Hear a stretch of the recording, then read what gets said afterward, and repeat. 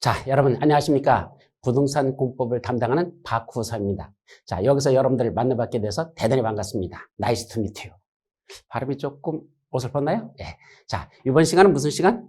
이 기초 입문 강의 첫 번째 시간입니다. 자, 여기서 지금 뭘 설명드릴 거냐면 두 가지만 말씀드리죠. 첫 번째는 부동산 공법이 무엇인지 그 개념, 두 번째, 그럼 부동산 공법을 어떻게 하면 최선일 건지 그거 공부 방법 두 가지를 오리엔테이션 시간으로 먼저 갖고 그 다음에 여기 나오는 부동산 공법을 공부하려면 꼭 알아야 되는 가장 기본적인 내용들이 있습니다. 이걸 모르면 공법 자체를 접근할 수 없다. 이렇게 말씀드릴 만큼 중요한 기본적인 내용, 그 기초론을 그 다음에 설명드리도록 하죠. 그래서 이 시간은 이 두 가지를 설명드립니다. 그럼 첫 번째 뭐부터 보자? OT, 오리엔테이션입니다. 우리가 OT라고 하죠. 오리엔테이션. 그럼 첫 번째는 부동산 공법이 무엇인지 부동산 공법에 대한 일단 개념부터 정확하게 정리하고 넘어가죠. 저쪽 뒤에서 기초론에서 첫 페이지에서 또 나올 건데 그거와 관계없이 조금 더 보도록 합니다. 먼저 부동산 공법이 무엇인지 그 개념에 대해서는 자, 우리가 살아가다 보면 부동산을 접하지 않을 수가 없습니다. 그런데 부동산을 갖다가 내가 어떻게 개발하고 이용할 것인지 그거 내 마음대로 해도 된다? 안 된다는 얘기입니다. 법에서 이러한 부동산을 이용할 때는 이렇게 하고 이런 걸 개발할 때는 저렇게 하라 돼 있지 네 마음대로 함부로 개발하지 못하게 합니다. 이와 같이 여러분들이 가지고 있는 토지나 건축물 같은 부동산에 대해서 자기 건데도 불구하고 함부로 이용하거나 개발하지 못하도록 법에서 규제하고 있는데 그러한 법을 다 통틀어서 뭐라 부른다? 부동산 공법이라 이렇게 말하죠. 따라서 부동산 공법을 한마디로 말하시오. 규제법이다. 규제법. 하지 말라. 요 땅에서는 요런 거만 하라. 건물 질 때는 이렇게 자라. 이런 게 규제법이죠. 근데 그것만 있을까? 하나가 더 있습니다. 그럼 그렇게 규제하기 위해서는 뭘 만들까? 두 가지가 있습니다. 첫째는 계획을 수립합니다. 유일한 계획을 수립해서 그 계획에 따라서만 하라. 이렇게 규제하죠. 그러면 여기서 그 계획을 수립하는 건 누가 수립하고 어떻게 수립하고 그 절차들이 쫙 나옵니다. 그 계획의 수립 절차들. 그것까지가 부동산 공법에 들어있죠. 하나 더. 그러면 일정한 구역을 지정해놓고 이러한 구역에서는 건축물 질 때 이런 것만 지어야 되고 저런 구역에서는 이런 건 하지 마라. 이런 식으로 여러 가지 구역들이 지정됩니다. 그런 구역을 지정하는 거 누가 지정하고 어떤 절차에서 지정하는지 그런 내용들도 부동산 공법에 그런 게 다 들어있죠. 이와 같이 어떠한 계획을 수립하거나 어떠한 구역을 지정해서 여러분들이 함부로 개발하지 못하도록 규제하는데 그 규제하는 내용에 어떤 식으로 계획을 수립하고 어떻게 구역을 지정할 건지 그 계획 수립 절차, 구역 지정 절차, 그 절차적인 내용들이 또 법에 들어 있습니다.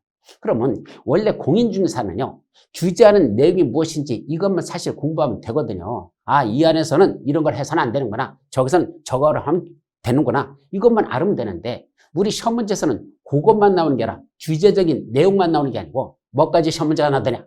어디까지 나오느냐? 계획을 수립할 때 누가 어떤 절차에서 어떻게 수립하는지 그 수립 절차들이 우리 시험 문제에 나옵니다.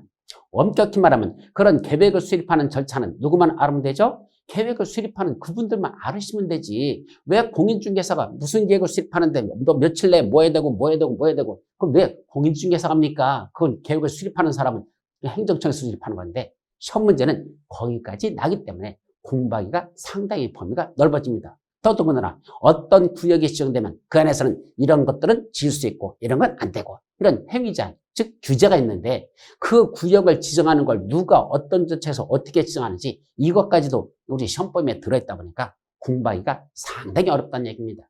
그러면 그 계획이 한두 개면 괜찮아요. 근데 계획이 엄청나게 많습니다. 바로 오늘 첫 시간에 나갈 내용이 요 다음 시간, 둘째 시간부터는 뭐가 나오더냐? 국토의 계획 및 이용에 관한 법률이란 그 내용에 나갈 겁니다. 그 속에 들어가 보면 계획이 몇 개나 있는지 아십니까? 엄청나게 많습니다. 한번 대략 생각나는 데 말씀드려 볼까요? 예를 들면 국가계획, 광역도시계획, 도시군 기본계획, 도시군 관리계획, 또 지구단위계획, 성장관리계획, 그다음에 입지규제 최소구역계획, 또 기반시설 부담계획, 더더가 나서 여러분들에게 마지막 나오는 실시계획. 내용이 지금 몇 개 계획입니까? 그런 계획을 누가 어떤 자체에서 어떻게 수립하는지 그것들이 쫙 나오는 그것도 외워야 된다라는 얘기입니다. 자, 구역을 볼까요? 우리 이 법에서 좀 이따 나오는데 용도지역, 용도지구, 용도구역이란 이런 구역을 지정합니다. 그래 놓고 각각의 구역마다 이 안에서는 이런 거 하라, 이런 것은 저런 거 하라 이런 걸 지정해 놨죠. 그런데 용도지역 이게 하나가 아닙니다. 용도 지역에 들어가보면 용도 지역 종류 21가지 쫙. 용도 지구 들어가보면 법률에서 9가지 쫙. 용도 구역 5가지 있습니다. 그럼 용도 구역 5가지가 뭐더냐? 개발 제한 구역, 도시 자연 공원 구역, 시가와 조정 구역, 수산자원 보호구역, 입지규제 제소구역. 거기서 알아듣는 건 못 뺏겼습니까? 그래도 조금 이렇게 여러분들이 들을 수 있는 건 개발 제한 구역. 우리말로 뭐라 부르죠? 우리말로 그린벨트. 영어로 뭐라 부른다? 개발 제한 구역. 왜 영어하고 한글하고 바뀌었죠? 우리는 보통 개발 제한 구역으로 말을 쓰지 않고 그냥 그린벨트 하니까 그게 우리나라 말이 돼버렸어. 우리나라 말인 개발 제한 구역은 영어가 돼버렸습니다. 안 써먹으니까. 어쨌든 그런 것들을 용도 구역을 한다. 그럼 그런 용도 구역마다 각각 그 안에선 어떤 행위자이고 어떤 규제가 있는지 이것도 공부해야 되고, 그런 건 누가 어떤 절차에서 시정하는지 그 절차도 공부해야 되죠. 그래서 부동산 공법을 한마디로 말하면 2가지죠. 규제법적 성격과 절차법적 성격을 갖고 있고, 이걸 다 공부를 해야 된다 이거죠. 그러다 보니까 공법의 분량이 한 가지가 엄청나게 많습니다. 한두 가지 아니라서. 그래서 공부하기를 대단히 힘들어하죠. 오죽하면 이놈의 부동산 공법을 뭐라 말한다? 이걸 공포의 공법이라 이렇게 말합니다. 그냥 공법이 아니라 공포의 공법. 이만큼 분량이 많고 공부가 어렵다 이거죠. 이걸 부동산 공법을 한단다. 자, 그럼 2번째. 그럼 부동산 공법을 어떻게 공부하면 최선일까? 그 공부하는 방법에 대한 걸 오리엔테이션 2번째로 설명드립니다. 자, 공부하는 거 딴 거 없어요. 그냥 찐득감치 앉아서 열심히 공부하는 게 최선이죠. 그건 가장 기본적으로 갖춰야 될 자세이고, 거기에 더하여 뭐까지 해야 될까? 효율적으로 공부를 하셔야 되겠죠. 그럼 어떻게 공부하는 게 최선일까? 자, 우리 강의가 기초 입문 강의로서 일단 4주 강의가 이루어집니다. 이거는 어떤 내용이되냐? 부동산 공부에 이런 내용들이 들어있고 우리 시험범에서는 이렇게 돼 있다라는 기본적인 내용들 위주로 정리합니다. 그러면서 여러분들이 꼭 외워야 될 것들, 반드시 외워야 될 것. 시험 볼 때까지는 이래저래 꼭 외워야 되는 거예요. 그것도 초기에 외워야 돼. 안 외워두면 진도 나가는데 지장이 있다. 그런 것들이 있습니다. 그것들 몇 가지 짚어주면서 이건 꼭 지금 외우세요 하는 건 지금 외워놨으면 좋겠습니다. 그게 기초 입문 강의의 바로 목적입니다. 즉 기초 입문 강의라고 그냥 뭐 한 번 정도 듣고 말지, 뭐 이거 무슨 지나가는 소설책 보듯이 하지, 영화 보듯이 다시, 절대 그렇지 않습니다. 일단 시작한 지금부터가 여러분들은 전쟁터에 임한 겁니다. 피 튀기는 싸움에서 뭐 해야 되죠? 살아남으셔야 됩니다. 그러려면 지금 기초인문이라고 너무 어설프게 하려고 하지 마시고 시키는 게죠. 이것만은 꼭 외우십시오 하는 것 꼭 외워두셔야 됩니다. 왜냐면 당장 다음 우리 원래 본강의 들어갈 때 그때부터 그것도 다시 나오기 마련입니다. 어차피 이래대 외우고 저래대 외울 거라면 초기에 외울 건 외워둬야 진도 나가는데 지장이 없습니다. 그걸 안 외워두면 어떻게 될까? 다음 진도 나가는데 지장을 받습니다. 그럼 무슨 말이 되냐? 저는 부동산 공법을 수학이라고 말합니다. 수학. 이 수학은 어떻게죠? 기초를 모르면 그 다음 걸 모르고, 그걸 모르면 그 다음 걸 모르고, 그 다음 걸 모르면 또 그 다음 걸 모릅니다. 수학은 차근차근 기초부터 닦아 나가야지 이 수학이라는 걸 이해를 하지, 중간에 건너뛰어서는 수학은 공부할 수가 없습니다. 역사 과목은 그렇지 않습니다. 우리가 고주선 모른다고 해서 우리 고려시대 공부 못합니까? 아니에요. 고주선 몰라도 고려시대 왕건부터 시작해가지고 그죠? 쭉 공부하면 됩니다. 중간 해도 공부해도 되는 과목이 있는가 하면 공법은 절대 그렇지 않다. 기초를 놓쳐버리면 그 다음 걸 모르고, 그 다음 걸 모르면 그 다음 걸 또 모른다는 얘기입니다. 그래서 지금 여기 나오는 기초론이라는 건 기본적으로 다 들으면서도 여러분들이 꼭 정리할 것들이 있고, 그건 암기하라는 건 그때그때 암기하셔야 됩니다. 그래서 공법은 첫째, 기초 입문 강의가 먼저 끝나고 나면 그다음에 뭔가 본 강의가 이루어지는데, 그 본 강의는 총 48시간 내지 50시간으로 이루어집니다. 보통 학원에서는 한 강좌가 들어가는 게 2달 정도 들어가죠. 그럼 2달이니까 약 32시간. 하루에 한 일주일에 4시간씩 한다 치고, 그러면 보통 4시간씩 하니까 8주, 2달 과정이니까 48, 32, 32시간. 아니면 9주 과정까지 해서 36시간. 이것이 보통 학원에서 이루어지는 강의 시간이죠. 근데 여기는 총 몇 시간? 48시간 내지 50시간. 여기까지 강의가 이루어질 겁니다. 그럼 이건 무슨 강의냐? 기초 강의, 입문 강의, 심화 강의 3가지를 한꺼번에 쫙 같이 정리합니다.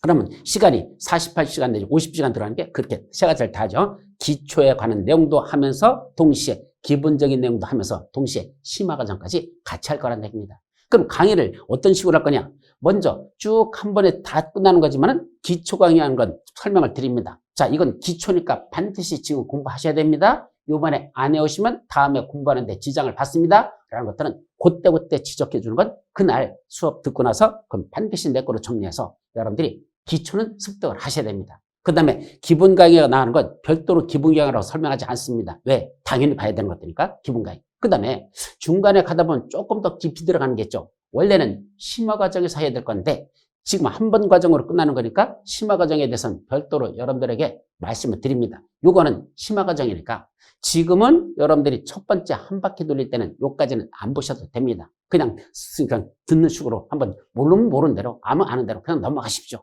두 번째 들을 때 그때도 아직 기본 이해가 안 돼 있다? 그럼 심화 강의 안 하셔도 됩니다. 그럼 언제 듣는다? 세 번째 들을 때 그때 심화 과정은 그때 가서 공부하십시오 라는 게 있죠.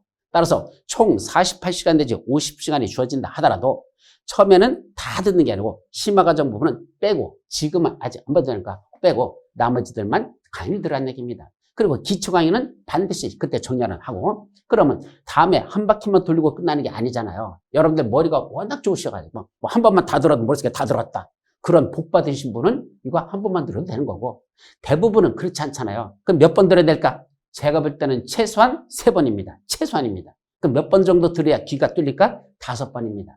3번 갖고는 안 되고 제가 볼 때는 5번 정도 돌리셔야 돼요. 근데 그걸 48시간씩 다 돌리기가 어려우니까 처음에는 기초 강의하고 기본 강의 위주로 해.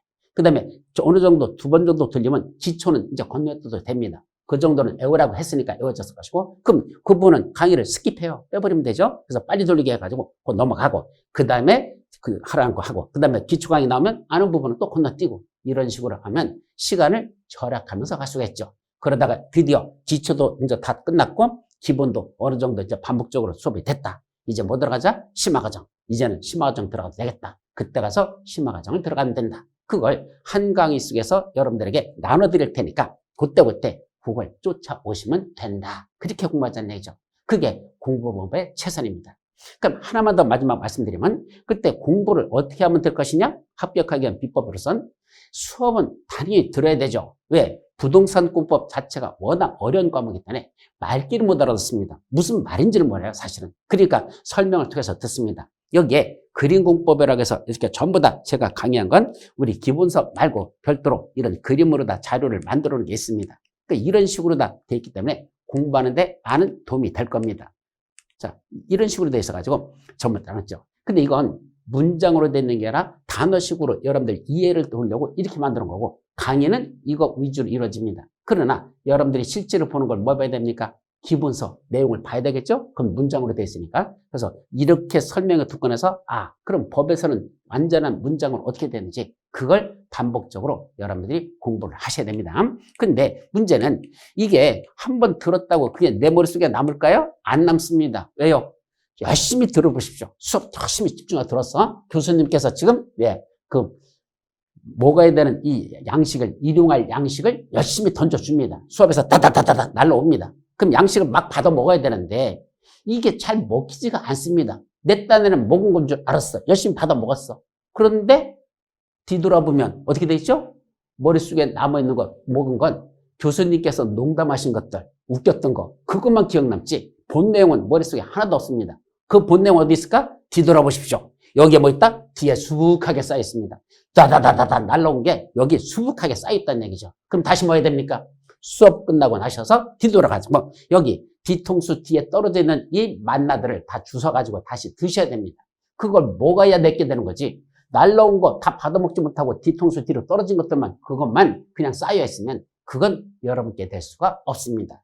그래서 그날 수업한 건 반드시 다시 한번 뭐 하실 것? 복습들을 하셔야 됩니다. 그래서 이걸 내가 주워서 먹어야 내게 되지 그냥 수업만 듣는 거는 10번 듣는다고 해서 그게 내게 되지 않는다는 거. 그래서 수업 들으면 그 다음에 뭐 한다? 나머지 내가 다시 복습하면서 책 읽어가면서 또 자료 읽어가면서 내 거로 소화시키는 이 작업이 돼야 비로소 내 몸에 피와 살이 되는 것이지 그냥 듣는 거 갖고는 내게 되지 않는다. 그래서 한번 공부하시고 그럼 다음에 또 수업 또 한번 어차피 48시간 동안에 모든 내용이 다 들어있으니까 그걸 또 한 번 들을 때는 만약에 이건 아는 부분이야? 외웠던 거야? 그럼 그건 좀 빠르게 지나가면 되잖아. 그럼 수업 시간이 뭐 한다? 단축돼서 나중에는 한 바퀴 돌리는데 실질적으로는 한 10시간? 그 정도면 수업이 다 끝날 겁니다. 그런 걸 몇 번 정도 하면 된다? 5번 정도만 여러분들이 돌린다면 공법 충분히 정복하고도 남을 거라는 걸 말씀드립니다. 자, 여기까지가 뭐 가는 거? 오리엔테이션은 여기까지만 가도록 하죠. 자, 그럼 이제 본론 내용의 첫 번째, 부동산 공법의 기초리는 무엇일까? 이거 들어갑니다. 자, 여기 뭐라 써 있어요? 콩나물에 물을 주면 물은 다 빠지지만 그래도 콩나물은 무럭무럭 자란다. 맞습니까? 여러분들 머릿속에 튀셔라고 집어넣어도 다 빠져나가는 것 같습니다. 근데 언젠가는 그 머릿속에 들어가지고 하나의 싹을 틔워가지고 열심히 다 자라 올라올 거니까 너무 듣고선 까먹는 것 같아도 머릿속에 남는 게 있다는 걸 기억하시고 힘을 내시기 바랍니다. 자, 본론 내용에서 이제 뭐가 나오죠? 부동산 공법의 개념. 좀 전에 말씀드렸습니다. 한마디로 말하면 행정청인 국가나 지방자치단체가 누구 보고 국민들이 가지고 있는 토지나 건축물 같은 부동산에 대해서 갖고 있죠? 이거 너희들 거지만 니들 맘대로 이용하거나 개발하지 말라라는 그런 제한을 가는 거. 이걸 뭐라 부른다? 부동산 공법이라자. 한마디로 규제하는 내용을 다루고 있더라. 규제법적 성격을 갖는 게 부동산 공법이죠. 그래서 토지에 위법한 건축물을 건축하지 마. 위반하면 뭔다? 처벌한다. 반드시 부동산 공법은 처벌 규정을 저 뒤쪽 마지막 부분에 두고 있습니다. 이런 걸 하지 말라고 했는데 너 위반했어? 너는 징역 몇 년 이하의 징역, 너는 얼마 이하의 벌금에 처한다. 라는 처벌 규정을 반드시 두고 있더라. 그래서 징역형, 벌금형, 과태료는 처벌 규정을 두겠습니다. 이걸 뭐라 부른다? 부동산 공법. 사실은 여러분들이 공부해야 되는 게 이 규제법을 알아야 되는 거죠. 왜? 땅을 갖다 개발하려고 하는데 여기다 뭐는 할 수 있고 뭐는 못하는지 모르면 개발 자체를 할 수가 없는 거죠. 따라서 토지를 이해하기 위해서는 반드시 부동산 공법을 잘 이해를 하셔야 된다는 얘기죠. 근데 그것만 시험 문제 내면 내가 괜찮은데 공부할 만해요, 사실은. 왜? 다 내가 필요한 거니까. 뭐까지 공부를 한다? 아까 말씀드린 무슨 놈의 계획을 수립하는 그 수많은 계획을 누가 수립하고 어떤 절차에서 수립하는지 며칠 내에 뭐 해야 되고 며칠 내에 뭐 해야 되고 이런 날짜에다가 머리가 휘어버린다는 얘기입니다. 돌아버리는 게 바로 그거죠. 어떤 구역을 지정한다고? 그럼 지정하는 지정권자께서 알아서 지정하시면 되지. 그 지정하는 걸 왜 공인중개사 하실 분들이 뒤져라고 누가 지정하는 걸 내가 왜 외워야 되냐고. 국토교통청이 지정할 거, 시도사가 지정할 거, 시장군수구청이 지정하는 거 그분들이 지정하면 되지. 왜 우리가 그걸 규제라고 외워야 되느냐고. 우리는 뭐만 알아보면 될까? 아, 여기 이러이러한 구역이 지정됐구나. 그럼 이 안에서는 뭐를 해서는 되고 뭐를 해서는 안 되지? 이것만 중개업자가 알으면 고객들한테 이런 구역이 지정됐는데 여기서는 이건 되고 이건 안 되니까 조심하시기 바랍니다. 이것만 하면 되지. 어떤 분께서 지정했습니다. 이런 것들은 우리가 아무런 의미가 없다는 얘기입니다. 맞죠? 그런데도 우리는 뒤져라고 그 계획 수립 절차와 구역 지정권자에 대한 걸 공부하셔야 됩니다. 왜? 시험 문제 내거든요. 근데 옛날에는 잘 안 냈었어요, 그거. 왜? 그런 건 중개업자가 알아야 할 내용이 아니잖아. 특히 공인중개사 시험에서 부동산 공법은요, 그냥 부동산 공법이 아닙니다. 뭐라 해야 되냐? 부동산 공법 중 중개에 관한 규정. 이렇게 되어 있습니다. 그러니까 공인중개사가 부동산 공법을 다 공부하는 게 아니라 그 중에서 중개와 관련돼서 알아야 될 것만 시험 문제 낸다. 이렇게 시험 범위를 한정시켜 놨거든. 그럼 거기서만 시험 문제 내야지. 어디까지 냅니까? 아니야. 중개하고도 아무 관련 없게 막 시험 문제 지금은 내고 있습니다. 왜 그럴까요? 이제 여러분들이 자꾸 공부를 하다 보니까 어느 정도 지식이 자꾸 올라와가지고 시험 수준도 높아진 걸 맞춰서 공부를 하시다 보니까 웬만하면 점수들이 잘 나오더란 얘기입니다.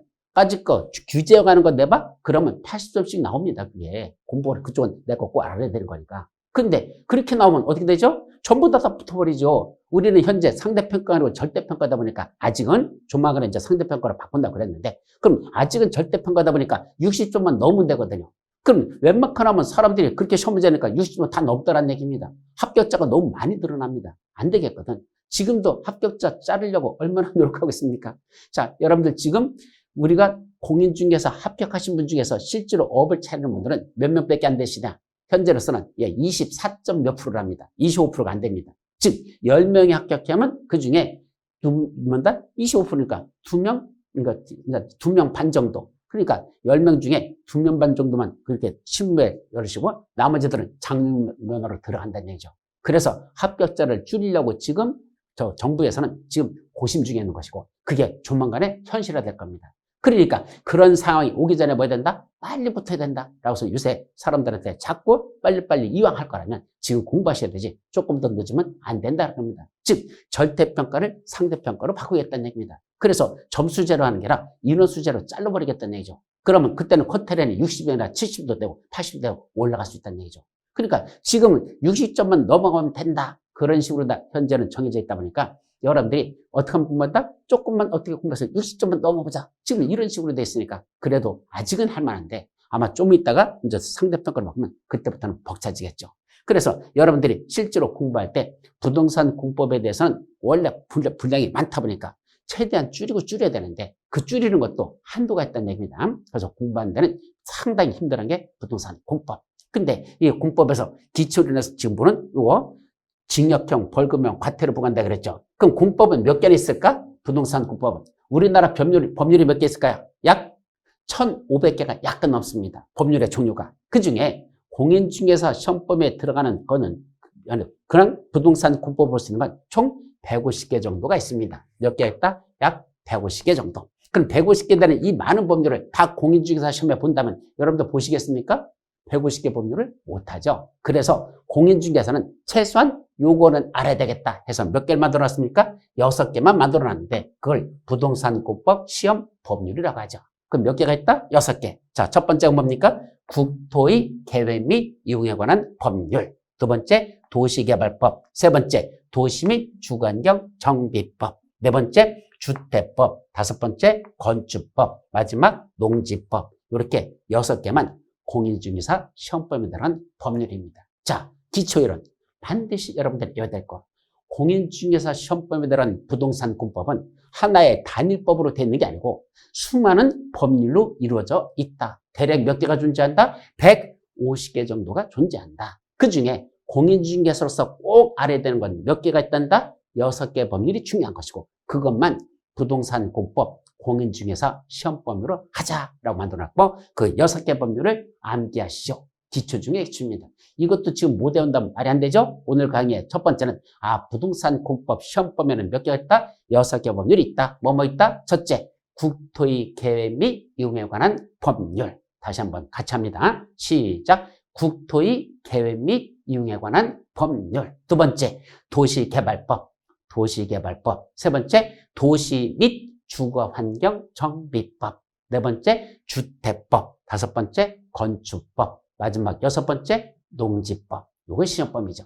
그럼 간단하게 이 법률들의 성격을 말씀드리면 첫째, 국토의 계획 및 이용에 관한 법률은 법률 제목 그대로 보십시오.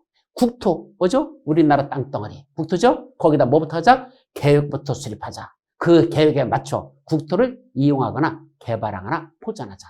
우리나라 땅덩어리에다 계획을 수립해놓고 계획에 맞춰 이용하거나 개발하거나 포장하는 이런 내용을 다루고 있는 법률, 국토의 계획 및 이용에 관한 법률. 대단히 중요해서 시험범위는 몇 개 들어간다? 우리 총 40문제가 출제되는데 그중에 무려 12개가 부동산 공법 중에서 국토의 계획 및 이용에 관한 법률. 대단히 중요하죠. 이게 여러분들이 꼭 넘어야 될 산 중에도 산이다. 이거 태산입니다. 외워야 될 것도 뒤지게 많아요. 그래서 처음에 공부할 때 이렇게 외워야 된다. 무더기로 외울 것들이 제일 많은 게 이 법이죠. 이 법을 정복을 해야 비로소 다른 법을 공부하는데 많은 도움이 됩니다. 국토의 계획 및 이용에 관한 법률 모르면 나머지 법률 딴 거 공부할 때도 힘들어져요. 그러니까 먼저 꼭 외우라는 것들은 암기하시면서 나가셔야지 그 다음 법을 따라가는데 지장이 없다. 그래서 공법은 수학과 같다 그랬죠? 먼저 앞에 있는 걸 공부하고 그 다음 법 올라가야 되고 그 다음 걸 공부하고 그 다음 올라가야 되고 이래야 되지 공법을 포기하지 않습니다. 수학을 포기한 자를 뭐라 부르죠? 수포자.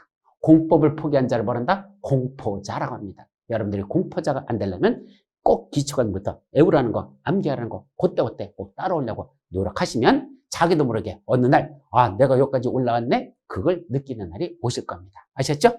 자, 그럼 두 번째 무슨 법? 도시개발법. 말 그대로 뭐 하는 거? 신도시를 건설하는 거 관련된 법. 어디다 신도시를 만들자? 그럼 누가 어떤 절차에서 어떻게 신도시를 만들어가는지 그 신도시를 만드는 절차를 다루고 있는 법. 무슨 법? 도시개발법. 그럼 도시 및 주거환경 정비법. 이건 뭘까요? 자, 도시가 일단 만들어졌습니다. 근데 그 도시 중간중간에 보면 있죠? 노후불량한 건축물들이 밀집된 지역들이 있습니다. 오래된 건물들 많은 데 있죠. 그럼 그런 데는 도시 기능을 제대로 수행하지 못합니다. 그런 지역만 골라서 기존에 있던 건축물을 철거하고 새로 짓자. 그걸 그걸 뭐라고 한다? 도시 및 주거 환경에 문제가 있어서 그런 지역을 정비하는 법, 도시 및 주거환경 정비법. 여러분들이 잘 아시는 무슨 사업? 재개발 사업, 재건축 사업.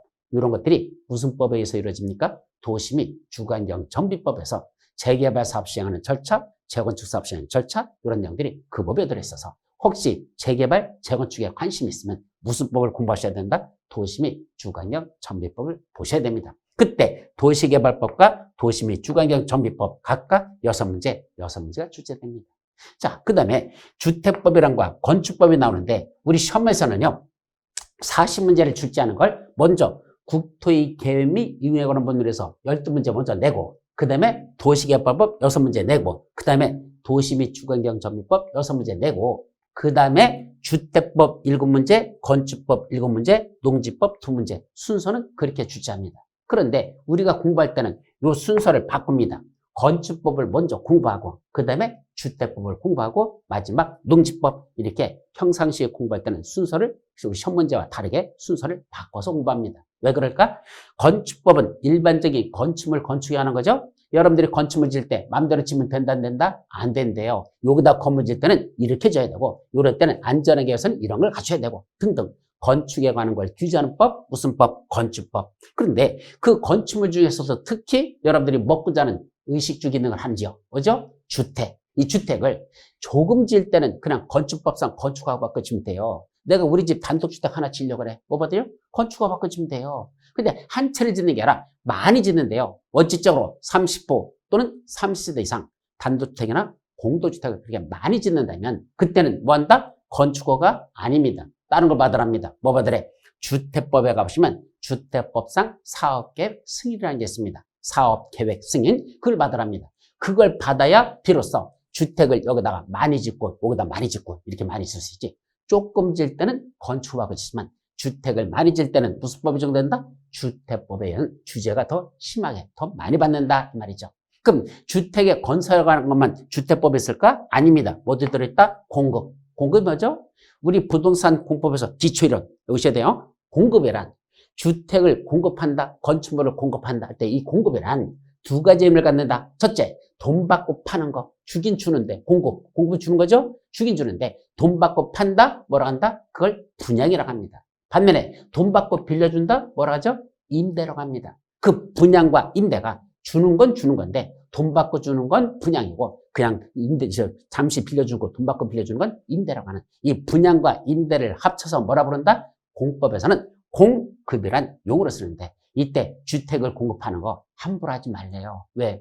우리나라 이 주택은요 그냥 주거 기능만 있는 게 아니거든요. 무슨 기능도 있어? 주택이 재테크 기능을 갖습니다. 그죠?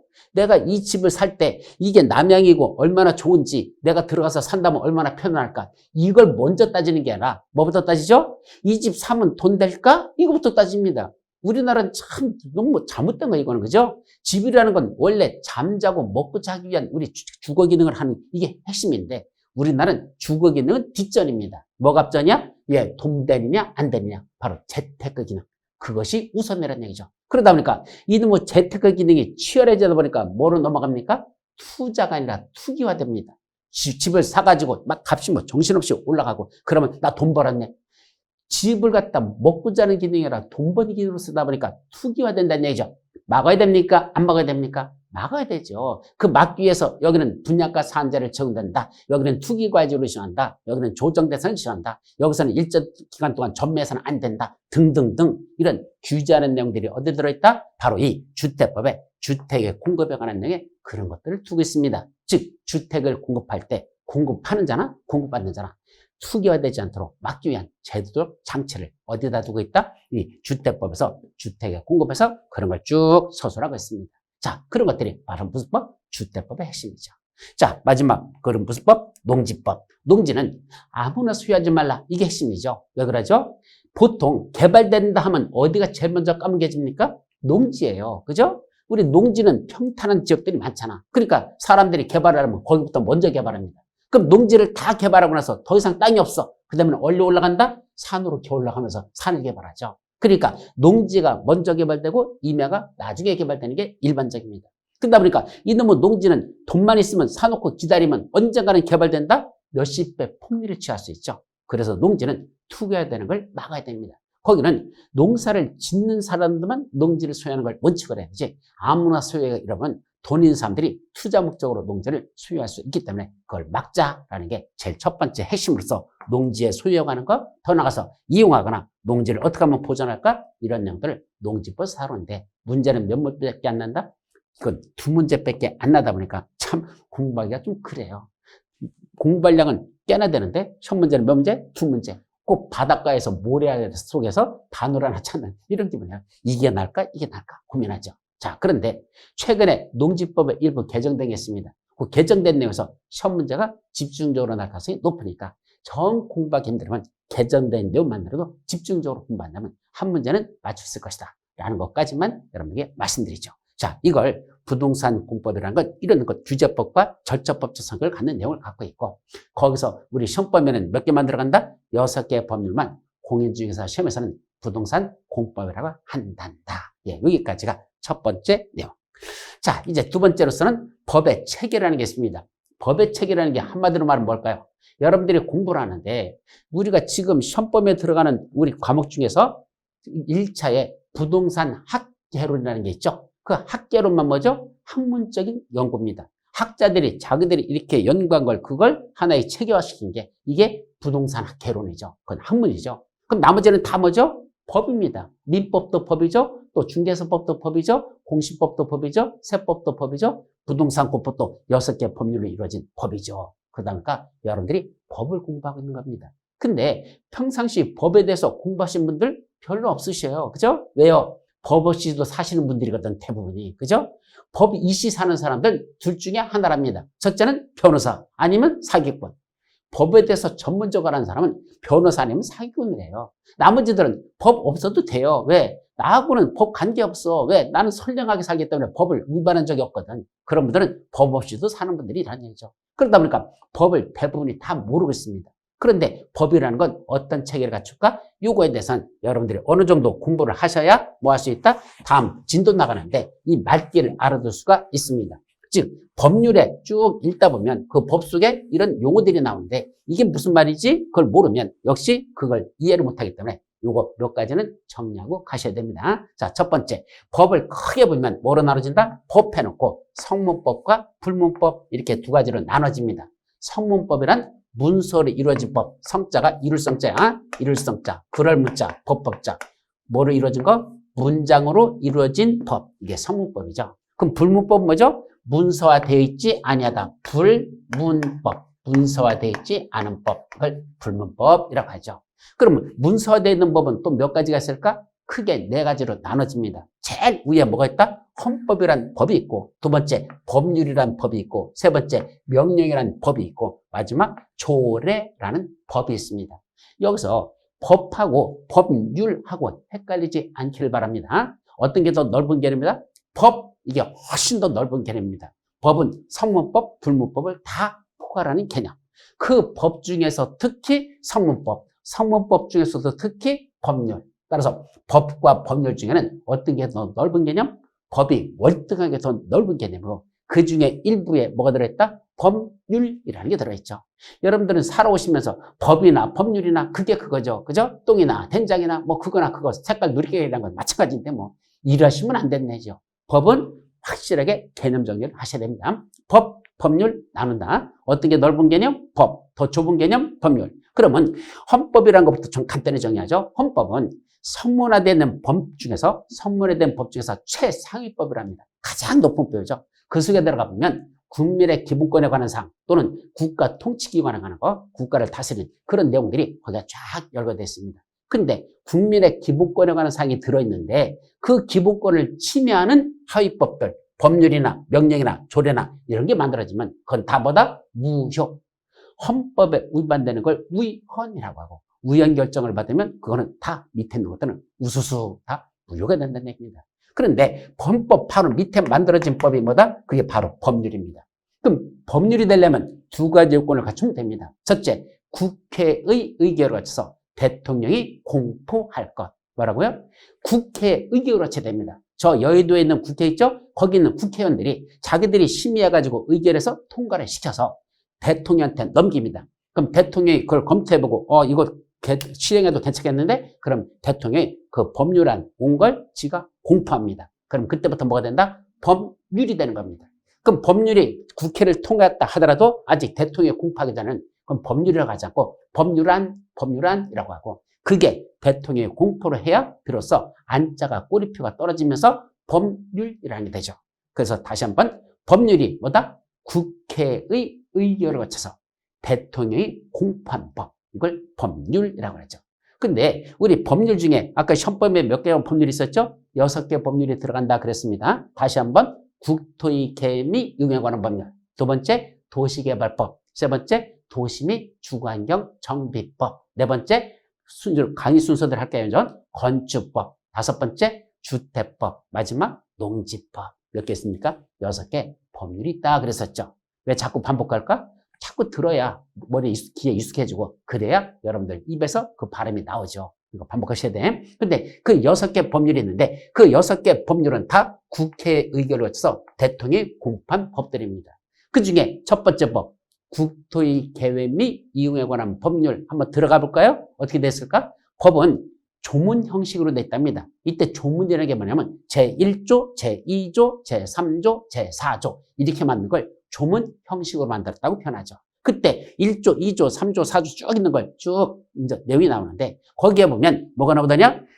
중간중간에 제 몇 조 읽다 보니까 거기 뭐다? 이러이러한 사항은 대통령령으로 정한다. 대통령령으로 정한다. 이러이러한 사항은 총리령으로 정한다. 이러이러한 것들은 부령으로 정한다. 국토교통부령으로 정한다. 이런 말들이 그 법률 속에 중간중간에 그런 말들이 들어있습니다.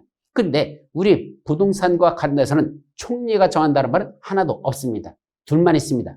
대통령령으로 정한다. 국토교통부령으로 정한다. 라는 그 두 가지가 있다는 얘기죠. 이때 이 대통령령으로 정한다. 국토교통부령으로 정한다는 이 말의 의미가 무엇일까?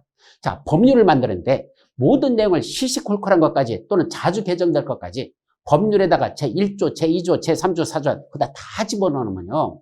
나중에 개정될 때 문제가 됩니다. 왜? 법률을 한번 만들고 개정하려면 엄청나게 어렵습니다. 국회 보십시오. 맨날 여당, 야당하고 맨날 싸우고 앉아있잖아. 그러다 수틀리면 뭐죠? 에이씨, 국회 안 열어. 그래서 통과가 안 됩니다. 국민들의 민생에 정말로 중요하다고 해가지고 강조하는데도 불구하고 그래도 그게 통과돼가지고 국회 그 문턱을 넘기가 만만치 않다는 얘기입니다. 그런데 이거 자주 개정될 내용이야. 그렇게 중요한 것도 아니야. 그걸 법률에다 딱 못 박아놓으면 나중에 그걸 개정하려면 다시 또 국회에서 또 의결해서 통과시켜야 되는데 그게 쉽지가 않으면 바로 개정하려고 하는데 그게 안 되잖아요. 그럼 법이 무력화될 수가 있습니다. 그래서 별로 중요하지 않은 거 또는 자주 개정할 거 그거는 국회에서 만들지 말고 국회에서 법을 만들 때 그걸 뭐 한다? 이러이러한 사항은 대통령 너한테 위임해 줄 테니까 대통령 네가 세부장관 만들어. 이러이러한 세부장은 야 국무총리 너한테 위임해 줄 테니까 총리 네가 법을 만들어. 야 이런 건 거기까지도 필요 없어. 담당 부서의 담당 부처의 장관. 국토와 관련된 건 누구죠? 국토교통부 장관. 행정안전과 관련된 행정안전부 장관. 우리나라 국가재정에 관한 건 기획재정부 장관. 이런 사람들에게 위임을 해주죠. 야 이런 건 대통령도 필요 없어. 국무총리 필요 없어. 이건 담당 장관. 야 담당 부서 장관. 네가 법을 만들어. 그래서 장관들이 만드는 법을 뭘 한다? 그걸 부령으로 한다는 얘기죠. 따라서 대통령도 법을 만들고 장관도 법을 만들어요. 그 사람들은 법을 만들지 못한데 왜요? 법은 국회에서 만드는 거죠. 이렇게 생각하는 사람이 있어. 국회에서 만드는 건 법률이지 이 법 전체를 다 국회에서 만드는 건 아니란 얘기입니다. 이해되시죠? 그래서 대통령이 만드는 법을 대통령령, 장관이 만드는 법을 부령. 그때 국토교통부 장관이 만들면 국토교통부령, 행정안전부 장관이 만들면 행정안전부령, 교육부 장관이 만들면 교육부령. 이렇게 장관들이 만드는 법도 있다는 얘기입니다. 그런데 이 대통령령으로 만든다. 국토교통부령으로 정한다. 이렇게 됐으면 이제 그 다음에 중요한 게 뭐죠? 가만히 있어봐. 대통령 보고 만들으라고 법률에서 위임을 해줬는데 그럼 대통령이 만드는 게 어딘가 있어야지 될 거 아니야. 그죠? 대통령령으로 정한다? 이러이러한 세부적인 사항은 대통령으로 정한다? 그럼 대통령이 만든 세부적인 사항이 어딘가 규정이 있어야 되는데 그거 어디 가서 찾아보면 그게 있을까? 즉 대통령이 만든 법인 대통령이 어디 들어있을까? 그게 문제죠. 자, 좀 전에 국토의 계획 및 이용에 관한 법률 제1조, 제2조, 제3조 이렇게 해서 총 144개 조문이 있습니다. 그 중에 중간중간에 뭐가 있다? 몇 주에서 대통령으로 정한다. 몇 주에서 대통령으로 정한다. 이 말이 들어있다 했죠. 요거 어디 찾아보면 돼? 국토의 개 및 이용에 관한 법률 시행령이라는 걸 찾아보면 거기 대통령령으로 정한다는 내용이 바로 여기에 해당하는 그 법률의 시행령 속에 들어있다는 얘기입니다. 그래서 시행령이라는 게 뭐냐? 대통령령으로 정한다는 그 구체적인 내용이 들어있는 법. 그걸 시행령이라고 하고 국토교통부령으로 정한다? 그 세부적인 거 찾고 싶어요? 그러면 해당하는 법률. 예를 들면 국토의 개 및 이용에 관한 법률 시행규칙이라는 걸 가보면 거기에 그 장관들이 만든 법이란 그 부령이 고속에 들어있다는 얘기입니다. 그러면 우리가 형법에는 어디까지일까? 국토의 개 및 이용에 관한 법률이 총 144개 조문이 있는데 그게 국토의 개 및 이용에 관한 법률 시험법이더냐? 그것만 144개 조문 아닙니다. 어디도 있다? 그 국토의 개 및 이용에 관한 법률 시행령, 즉 대통령이 만든 구체적인 내용이 들어있는 시행령, 거기까지도 시험법이고 더 나가서 국토교통부령으로 정한다는 그 37개 조문이 들어있는 국토의 개 및 이용에 관한 법률 시행규칙, 그 시행규칙도 그것도 시험법입니다.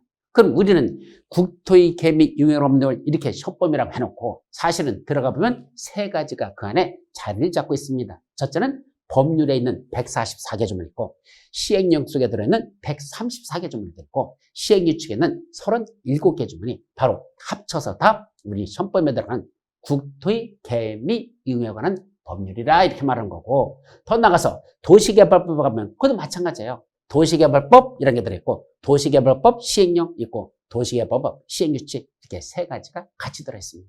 아셨죠? 자, 그러다 보니까 여기서 우리 시험법에는 법률만 시험법이 아니라 요 대통령 부령까지 합친 이것도 다 시험법인데 여기서 대통령령 부령 이걸 합쳐서 뭐라 부른다? 명령이라고 한단다. 요 용어 명령. 우리가 명령하면 뭐죠? 야 이렇게 해, 저렇게 해. 이것만 명령으로 알고 계시죠? 그런 명령이 아니고 이 명령은 하나의 법으로서 법률의 위임을 받아서 즉 법률에다 규정하지 않겠대. 야 이건 대통령 네가 만들어, 장관 네가 만들어 이렇게 위임을 해줬죠. 그래서 법률의 위임을 받아서 대통령이나 장관이 만드는 법을 뭐라 부른다? 합쳐서 명령이라고 부르고 우리 시험법은 법률만 시험법이 아니라 이 명령까지도 시험법입니다. 그래서 여기서 나오는 법률과 명령을 합쳐서 우리 뭐라 부르자? 법령이라고 합니다. 뭐하고 뭐를 합쳐요? 법률 밑에 명령 합쳐서 뭐라 부른다? 법령. 그래서 법자하고 명자를 합쳐서 법령 이렇게 말하는 게 이게 우리 시험법에 들어가는 6개 법률이 전부 다 저렇게 구성되어 있다 이거죠. 그럼 시험 문제는 어떻게 낼까? 우리 공법은 41번부터요. 1번부터 40번까지는 중개서법이 먼저 들어가고 공법은 그 다음에 41번부터 80번까지 됐습니다. 이 두 개를 합쳐서 한 1교시로다 시험을 그렇게 보게 돼 있죠. 자, 그러면 이때 그 100분 동안에 그 80문제를 푸는 거야. 그런데 41번에 뭐로 됐냐? 다음 중 국토의 개발 및 이용에 관한 법률상 무엇에 관한 내용이다. 옳은 거 틀린 거 이렇게 문제되지 않습니다. 어떻게 표현하더냐? 국토의 개발 및 이용에 관한 법령상 무엇에 관한 내용이다. 옳은 거 틀린 거 이렇게 문제를 내죠. 그럼 법령이라고 왜 썼을까? 법률 안 쓰고 바로 법률과 명령을 합친 이게 다 시험법이니까 즉 해당하는 법률 그다음에 시행령, 시행규칙 이 중에서 5개 지문 중에서 어떤 걸 낼지 몰라. 법률에 있는 규정이 시험문에 들어갈 수도 있고 시행령에 있는 대통령이 만든 것도 들어갈 수 있고 또 장관이 만든 시행규칙이 있는데 그것도 5개 지문 중에 어느 한 곳에 들어갈 거니까 그 중에 옳은 걸 골라라 틀린 걸 골라라 이렇게 문제를 만든다는 얘기죠. 그래서 그냥 법률 이렇게 내지 않고 법률, 시행령, 시행규칙 그 속에서 어떤 걸 낼지 모르니까 하여튼 그 속에 들어있는 것 중에 다 낼 거니까 당신이 옳은 걸 골라라 틀린 걸 골라라 이래서 법률이 아니라 법령 이렇게 낸다는 얘기죠. 도시개발법도 마찬가지입니다. 도시개발법상 무엇에 관한 내용 이렇게 내지 않고 도시개발법령상 도시 및 주거환경 정비 법령상 또 건축법령상 주택법령상 농지법령상 해서 법령 이런 붙인 건 바로 법률과 명령을 합한 이게 다 지금 이렇게 내붙인 이게 다 우리 시험법이라는 얘기입니다. 자, 그런데 문제는 이거는 위에 있는 이것들은 전부 다 원칙적으로 전국을 대상으로 합니다. 특정 지역에만 적용되는 법률도 존재하지만 그런 특정 지역을 범위를 정하지 않으면 원래는 헌법이나 법률이나 명령은 당연히 전국을 대상으로 하죠. 우리나라 전체를 대상으로 합니다. 그런데 지역적 특성을 갖는 지역들이 있어요. 어떤 경우에 예를 들면 어디 가보면 도시만 발달한 지역이 있고 어디는 이면만 그냥 산만 있는 지역이 있고 어디는 농사만 많이 짓는 지역들. 그죠? 어디는 또 해안가, 어디는 산악 지역. 이게 어디는 남쪽 따뜻한 곳, 어디는 추운 쪽 이렇게 있잖아요. 지역마다 특성들이 있다는 얘기입니다. 근데 모든 법을 다 실질적으로 전국에 동일하게 적용된다면 어느 지역에서는 그게 안 맞을 수도 있다는 얘기죠. 전국에 동일하게 적용된다는 게. 그래서 경우에 따라서는 요러요러한 상만은 전국에 다 동일하게 적용하지 말고 요 지역에서는 네 맘대로 이렇게 범위 내서 네가 한번 정해봐. 요 지역은 요 범위 내서 네가 세부적인 건 네가 만들어. 여기서는 네가 만들어 해가지고 각 지방자치단체가 자기들 스스로 법을 만들어가지고 그 법은 어디만 적용된다? 자기 그 지방자치단체만 적용되는 법을 만드는데 그 지방자치단체가 만드는 법을 뭐라 부른다? 조례라고 한단다. 조례는 만듭니다. 그럼 조례는 크게 두 가지가 있죠. 시도에서 만드는 건 시도조례라고 하고 시군구에서 만드는 건 시군구조례라고 합니다. 그럼 서울특별시에서 만들면 서울특별시 조례가 되는 거고 서울특별시 강남구에서 만들면 강남구 조례가 됩니다.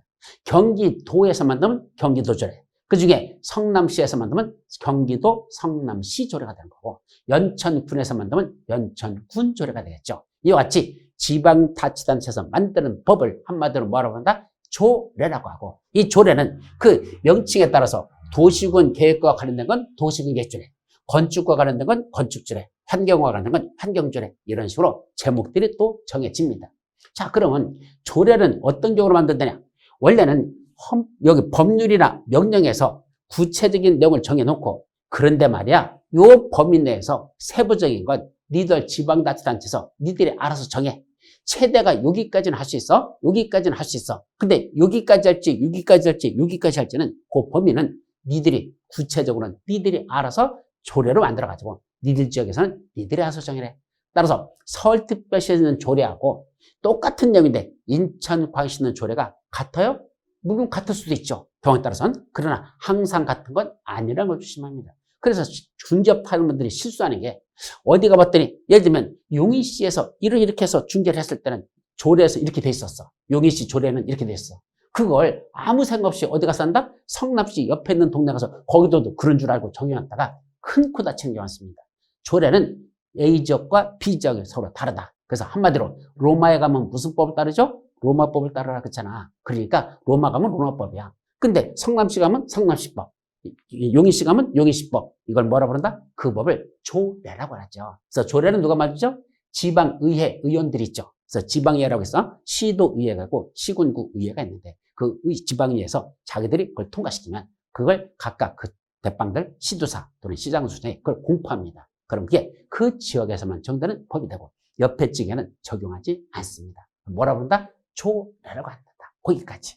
자, 그럼 불문법에 관습법, 판례법, 조리라는 게 나오는데 여기 조리라는 게 있어요. 조례가 아니고 이게 있는데 이거는 공부할 필요가 없습니다. 왜? 시험하고 관계 없습니다. 우리하고는 관계 없으니까 이건 안 봐도 된다. 여기까지. 자, 마지막으로 하나가 더 있는데 뭐가 나오죠? 행정조직의 장 체계도라는 게 있습니다. 그럼 이 행정조직의 장 체계도라는 거 이거는 워낙 중요한 겁니다. 여러분들이 공부하시면서 사실 이걸 공부를 안 해가지고 공법 자체를 이해를 못하는 분들이 한두 분이 아닙니다. 자, 아까 제가 뭐라고 말씀드리냐면 부동산 공법이란 뭐 하는 거라 그랬죠? 규제법이라 그랬습니다. 그죠? 근데 그 규제를 누가 하는 겁니까? 행정청이 하는 겁니다. 국가나 지방자치단체가 야 여기서는 이런 거 해, 여기서는 이런 거 하지 마 라고 규제를 하는 그 주체가 있는데 그 주체들이 바로 누구다? 행정청이 규제를 하죠. 근데 그 규제하는 그 행정청이 도대체 누구다냐? 요럴 때는 이자가 규제하고 저럴 때는 저자가 규제하고 요 규제하는 이 행정청이 있는데 이걸 구분하지 못하면 그야말로 죽도 아니고 밥도 아니고 이상한 그런 먹거리가 된다 이런 뜻입니다. 반드시 뭐라 그래야 돼? 행정조직에 누가 있고 이럴 때는 누가 하고 저럴 때는 누가 하는지를 알려면 이 그림을 머릿속에 먼저 넣으셔야지만 여러분들이 이해를 할 수 있습니다. 그래서 여러분들한테 혹시 재수를 하시거나 삼수하시는 분들 있잖아요. 자, 단연 공부하시는 분들, 이분들이 보통은 어떤 식으로 하냐면 올해 떨어졌어. 그러면 내년도 공부 언제부터 하죠? 3월달이나 5월달 돼서 들어오십니다. 제가 볼 때는 참 안타깝습니다. 물론 그때 공부해도 되셔요. 왜? 어느 정도 기초가 있으니까. 그런데 반드시 말씀드리고 싶은 먼저 이 현장에 있는 이 기초에 관한 걸 먼저 공부를 하셔야 됩니다. 근데 그거는 당연히 본인이 알고 있다고 생각하고 3월달에 나왔어. 근데 역시 또 못 알아들어. 왜? 기초가 없으니까. 항상 기초가 다져져야 반석 위에 세울 수 있는 것이지 밑에가 현찮은데 그 위에다 뭘 쌓으려겠습니까? 다 무너져 버리고 하는 거죠. 그래서 여러분들이 항상 기초에서는 소리하지 마시고 이 행정조직의 체계들을 정확하게 아셔야 이해를 할 수 있습니다. 이 강의를 듣고 나서 그제서야 3월달 가서 뭐라는 하십니까? 작년에 또 내가 떨어졌는데 내가 하나도 이해 안 되던 게 이 체계를 먼저 잡고 나니까 그제서야 이 사람이 눈에 보이고 저 사람이 눈에 보이고 이제 눈에 뭐가 보이는데 그전까지는 아무리 읽어도 이 사람이 저 사람 같고 저 사람이 이 사람 같고 구분이 안 되던 게 이제서야 비로소 눈이 떴습니다. 라는 그 얘기들이 그때 나옵니다. 그러니까 여러분들이 실수하지 않으려면 기초적인 걸 정확히 알아야 되는데 이건 워낙 중요한 거니까 우리 다음 시간에 다시 설명드리도록 하고 여기까지만 간단히 마치고 들어가도록 하죠. 네, 여러분들 수고하셨습니다.